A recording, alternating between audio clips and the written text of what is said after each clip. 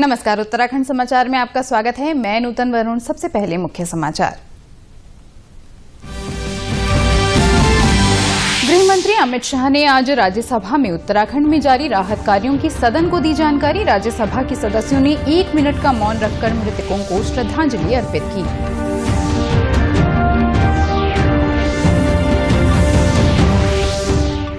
तपोवन विष्णुगाड़ परियोजना की सुरंग में 34 लोगों को सुरक्षित निकालने के लिए युद्ध स्तर पर कार्य जारी। आपदा प्रभावित क्षेत्र से आज 6 और शव हुए बरामद।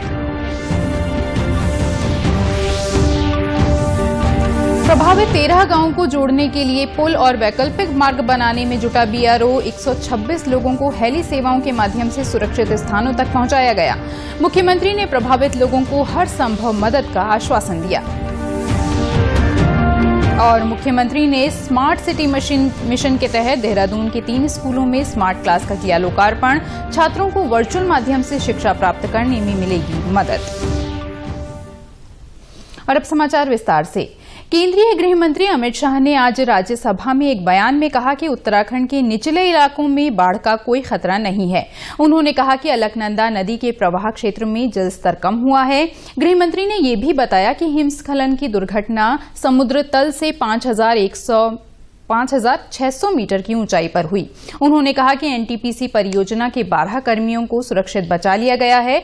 ऋषिगंगा परियोजना के 15 अन्य कर्मी भी बचा लिए गए हैं। उन्होंने कहा कि एनटीपीसी की एक अन्य परियोजना के करीब 25 से 35 लोग सुरंग में फंसे हुए हैं और उन्हें बचाने का युद्ध स्तर पर प्रयास जारी है।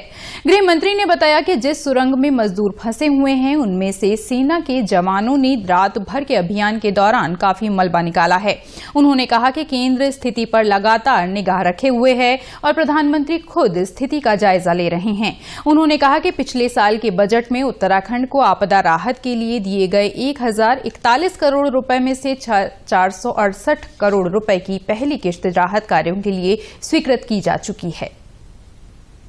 उत्तराखंड सरकार ने यह बताया कि बाढ़ से निचले क्षेत्र में अब कोई खतरा नहीं है और साथ ही साथ जल स्तर में भी कमी आ रही है। केंद्र और राज्य की सभी संबंधित एजेंसियां स्थिति पर कड़ी निगाह रखे हुए। एनटीपीसी परियोजना की एक दूसरी टनल में लगभग अंदाजन 25 से 35 लोग फंसे होने का अनुमान लगाया जा रहा है। इस टनल में फंसे हुए लोगों को सुरक्षित निकालने हेतु बचाव अभियान युद्ध स्तर पर जारी है। केंद्र सरकार द्वारा स्थिति को 24 घंटे उच्चतम स्तर पर निगरानी की जा रही है। माननीय प्रधानमंत्री जी स्वयं स्थिति पर गहरी निगाह रखे हुए हैं। गृह मंत्रालय के दोनों कंट्रोल रूम द्वारा स्थिति पर 24 घंटे नजर रखी जा रही है और राज्य को हर संभव सहायता मुहैया कराई जा रही है। इस दौरान राज्यसभा के सदस्यों ने इस त्रासदी में जान गंवाने वाले लोगों की स्मृति में 1 मिनट का मौन रखकर उन्हें श्रद्धांजलि अर्पित की। चमोली आपदा के बाद राहत और बचाव कार्य युद्ध स्तर पर जारी है। तपोवन विष्णुगाड़ परियोजना की एक सुरंग में फंसे होने की आशंका के तहत करीब 34 व्यक्तियों को सुरक्षित निकालने के लिए कई टीमें जुटी हुई हैं। आपदा प्रभावित क्षेत्र से आज 6 शव और बरामद हुए हैं। इनमें 4 शव रैणी और एक शव डिडौली और सेकोट से मिले हैं। अब मृतकों की संख्या 32 और लापता लोगों की संख्या 174 हो गई है। जिला प्रशासन के अनुसार एनटीपीसी परियोजना के अंतर्गत कार्य कर रहे 93 एनटीपीसी कर्मी फिलहाल लापता हैं। टनल में ऑक्सीजन की कमी के कारण एनडीआरएफ की टीम अब ऑक्सीजन सिलेंडर के सहारे टनल में लगातार मलबा हटाने का कार्य कर रही है। क्योंकि वहाँ बहुत ज्यादा कचरा है और दूसरी दिशा से भी जब यहाँ से मशीन गई तो दूसरी दिशा से भी काफी जो मलबा है वो उसमें आ रहा है। उसके कारण आज सवेरे से उसमें रेस्क्यू ऑपरेशन में थोड़ा सा गति उसकी अवरुद्ध हुई है। जो हमको लगता था कि हम 3-4 घंटे में और अंतिम छोर तक पहुंच जाएंगे तो उसमें दिक्कत हुई है और वो इतना आ रहा है कि एक मशीन से वहाँ उसको संभालने में दिक्कत आ रही है। उस पर एक ड्रिल करके ऊपर से और जो टनल है वहाँ तक ड्रिल करके वहां पहुंचने का प्रयास किया जा रहा है। उसका काम शुरू हुआ है।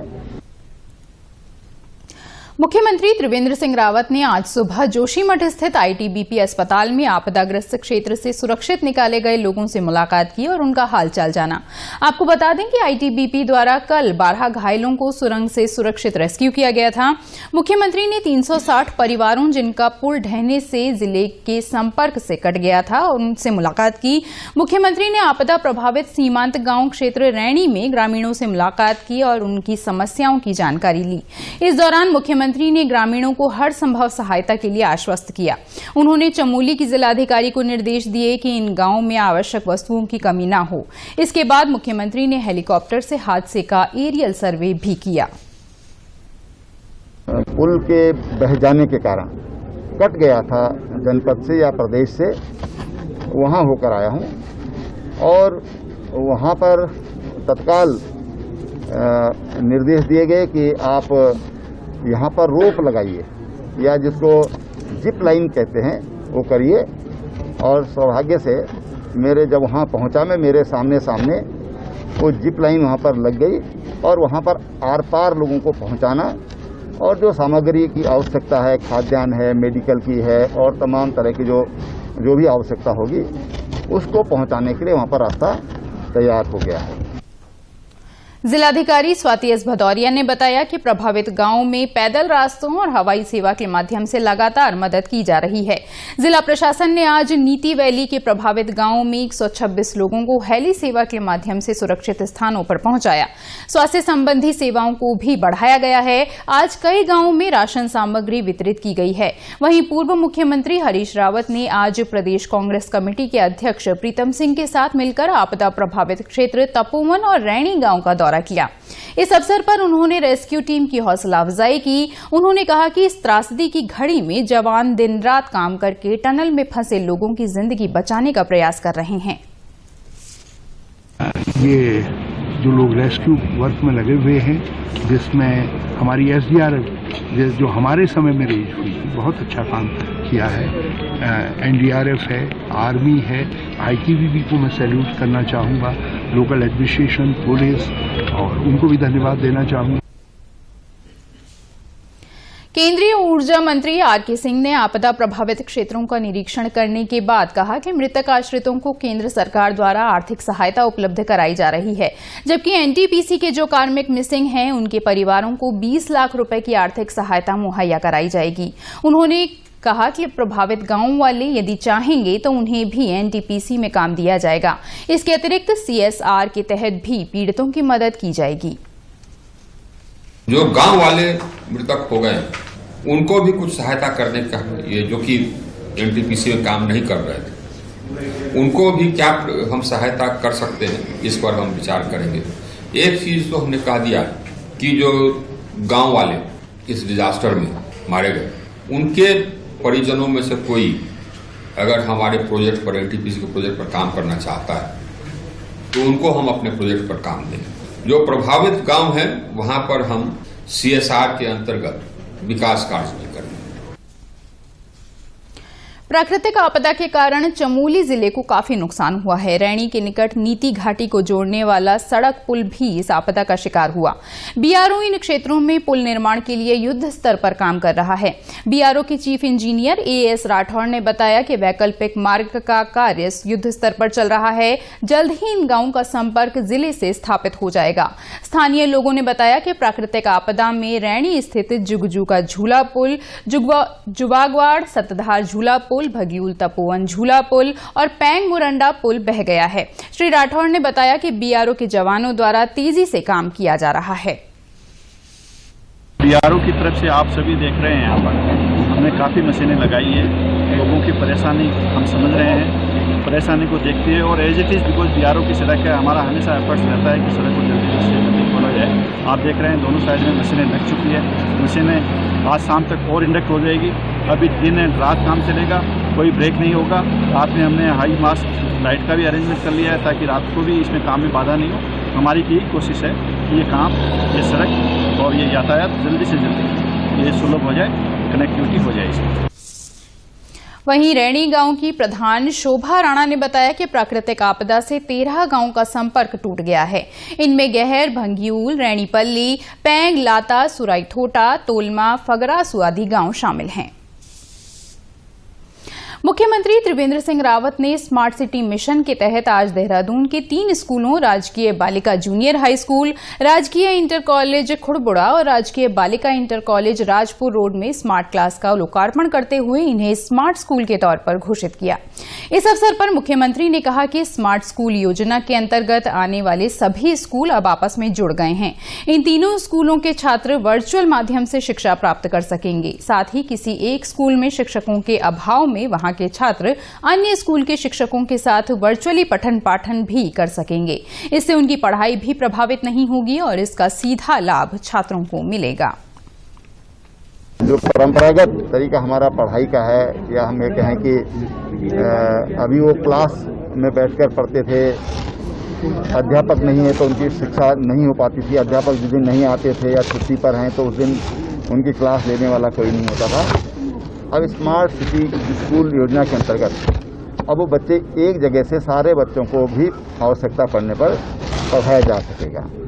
उनकी पढ़ाई का जो नुकसान है वो नुकसान नहीं होगा और हमारे बच्चों का जो तकनीकी ज्ञान है वो भी बढ़ेगा। तकनीक के प्रति सबसे बड़ी चीज़ है कि उनकी अभिरुचि ये बढ़ेगी। वहीं स्मार्ट सिटी के सीईओ आशीष कुमार श्रीवास्तव ने बताया कि स्मार्ट स्कूलों की तमाम गतिविधियों को स्मार्ट सिटी के कमांड एंड कंट्रोल सेंटर सदैव दून से जोड़ा गया है। इन तीनों स्कूलों को स्मार्ट बनाने में 5 करोड़ 85 लाख रुपए की लागत आई है। जिससे कि अगर कोई ऐसा दिव्यांग बच्चा है जिसको ऊपर की क्लासेस में पढ़ना है तो वो पढ़ पाए। जितने भी क्लासेस स्मार्ट स्कूल में बनाए गए हैं वो उत्तराखंड की संस्कृति और जो हमारे नेचुरल रिसोर्सेज हैं उनके नाम पे उनका क्लासरूम का नाम रखा गया है। और ये जो पूरी स्मार्ट सिटी में जो ये स्मार्ट सिटी मिशन के अंदर स्कूल बनाए गए हैं 5 करोड़ 85 लाख रुपए इसकी लागत आई है, जिसमें ये तीनों स्कूल बन करके तैयार हुए हैं। मुख्यमंत्री त्रिवेंद्र सिंह रावत ने आज सचिवालय में एकीकृत भर्ती पोर्टल irp.uk.gov.in का शुभारंभ किया। इस अवसर पर मुख्यमंत्री ने कहा कि पोर्टल के माध्यम से राज्य में रोजगार सृजित होने से लेकर रोजगार प्रकाशन होने की पूरी प्रक्रिया को कंप्यूटरीकृत किया गया है। इस पोर्टल से बेरोजगार युवाओं को रोजगार के उचित अवसर प्राप्त होने में सहायता मिलेगी। अभ्यर्थी को भर्ती पोर्टल पर खुद को पंजीकृत करना होगा और सरकारी क्षेत्र में किसी भी भर्ती की सूचना उनको SMS द्वारा प्राप्त हो जाएगी। वहीं मुख्यमंत्री ने अधिकारियों को निर्देश दिए कि विभिन्न विभागों में रिक्त पदों की भर्ती प्रक्रिया में तेजी लाई जाए। कुंभ मेलाधिकारी दीपक रावत ने आज कुंभ मेला क्षेत्र के अंतर्गत हरिद्वार दिल्ली राष्ट्रीय राजमार्ग पर सिंहद्वार फ्लाईओवर का शुभारंभ किया। इस दौरान फ्लाईओवर के एक हिस्से को वाहनों की आवाजाही के लिए खोल दिया गया। इस अवसर पर कुंभ मेलाधिकारी दीपक रावत ने कहा कि कुंभ के दृष्टिगत ये फ्लाईओवर महत्वपूर्ण है। उन्होंने फरवरी के अंत तक सिंहद्वार फ्लाईओवर को पूरी तरह से खोलने की बात भी कही। उन्होंने बताया कि NHAI के अधिकारियों को कुंभ के मद्देनजर फ्लाईओवर के शेष अधूरे कार्य को फरवरी के अंत तक पूर्ण करने के निर्देश दिए गए हैं। वहीं मेलाधिकारी ने कुंभ से जुड़े अधिकांश कार्य पूरे होने की बात भी कही। NHAI के जितने भी काम पूरे शहर में चल रहे हैं उसमें से एक तरह से आप मानिए कि सबसे मेजर वर्क जो अभी तक बचा हुआ है वो सिंहद्वार और प्रेमनगर का फ्लाईओवर है। और इसका आज जो राइट हैंड साइड है इसको NHAI ने थ्रू कर दिया कि फरवरी के एंड तक इस सिंहद्वार और प्रेमनगर के दोनों तरफ के जो हमारे फ्लाईओवर्स हैं लेफ्ट साइड राइट साइड दोनों उनको थ्रू करके दे दें। जिलाधिकारी हरिद्वार ने कुंभ मेला 2021 के संबंध में केंद्र सरकार से प्राप्त SOP के अनुपालन को लेकर आज हरिद्वार क्षेत्र के होटल व्यवसायियों के साथ एक बैठक की।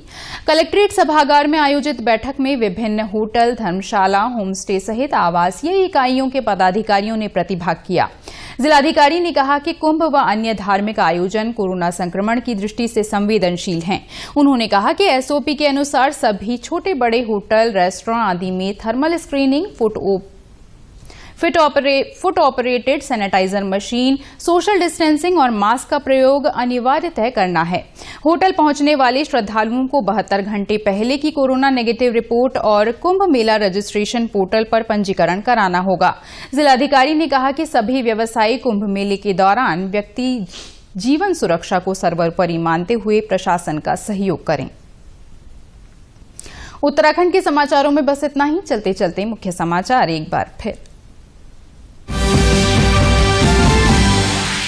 गृह मंत्री अमित शाह ने आज राज्यसभा में उत्तराखंड में जारी राज्य राहत कार्यों की सदन को जानकारी दी। राज्यसभा के सदस्यों ने 1 मिनट का मौन रखकर मृतकों को श्रद्धांजलि अर्पित की।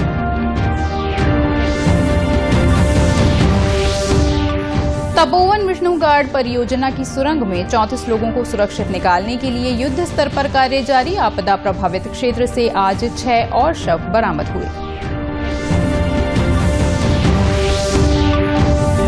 प्रभावित 13 गांवों को जोड़ने के लिए पुल और वैकल्पिक मार्ग बनाने में जुटा बीआरओ। 126 लोगों को हेली सेवाओं के माध्यम से सुरक्षित स्थानों पर पहुंचाया गया।